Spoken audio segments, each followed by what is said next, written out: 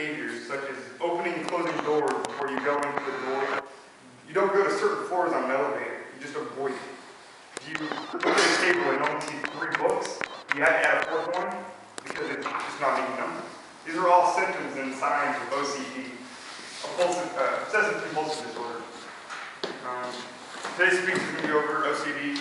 My main focuses are going to be on what is OCD, the primary causes of OCD, and some treatments available.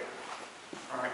I've gotten most of my sources from today's speech from Understanding OCD, Anxiety Care, and Wikipedia, all online sources. At one point, OCD was known as a rare disease that nobody could be treated. All right.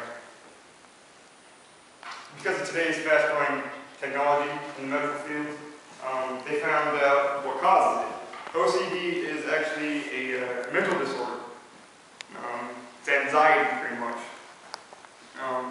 You have hoarding, aversion to numbers, cleanliness. You have to be clean all the time.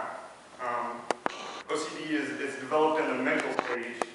All right. OCD is the 4th most common mental disorder in America. Approximately 3.3 million people in the United States have OCD. Just Alba has OCD. Huey Mandel had OCD. It's a lot more common than people realize that it was.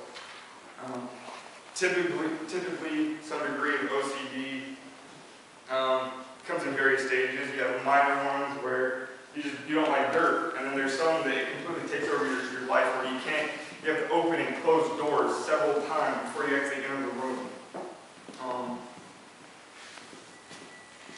Typically, OCD is developed in the stages between 20 and 29 in females, and from the ages of 10 to 15 in males.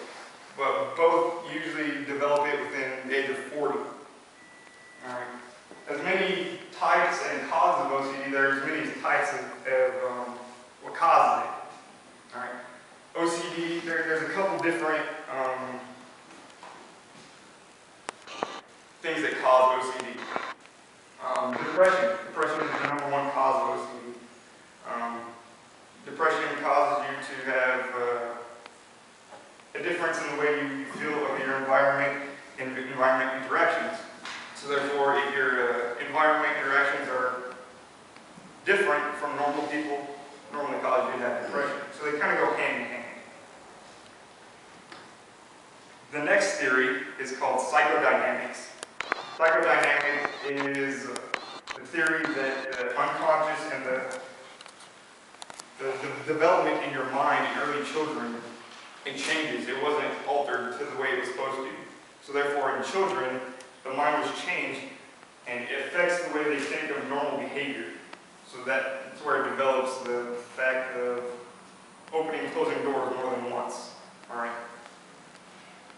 There's more than just those types. Life itself, life experiences cause OCD. The sickness of strep can cause OCD. It develops your hygiene, makes you want to wash your hands all the time because you're sick. Brain and chemical imbalances can cause OCD. I challenge you to look up all these other ones. Gives you more research on the types and what causes it. Now there are several treatments available for OCD now. Thanks to the medical facilities. Antidepressants are the first types of medication that they try to treat OCD. Because of the unstable balances in your mind, and it cures depression.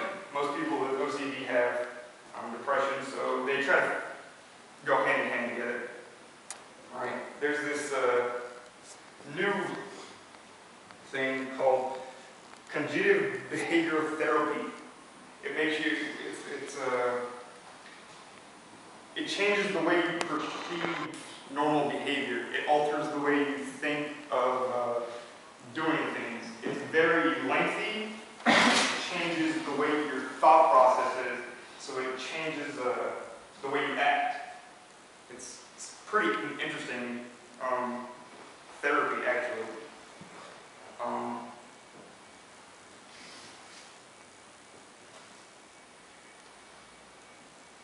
OCD can take over somebody's life.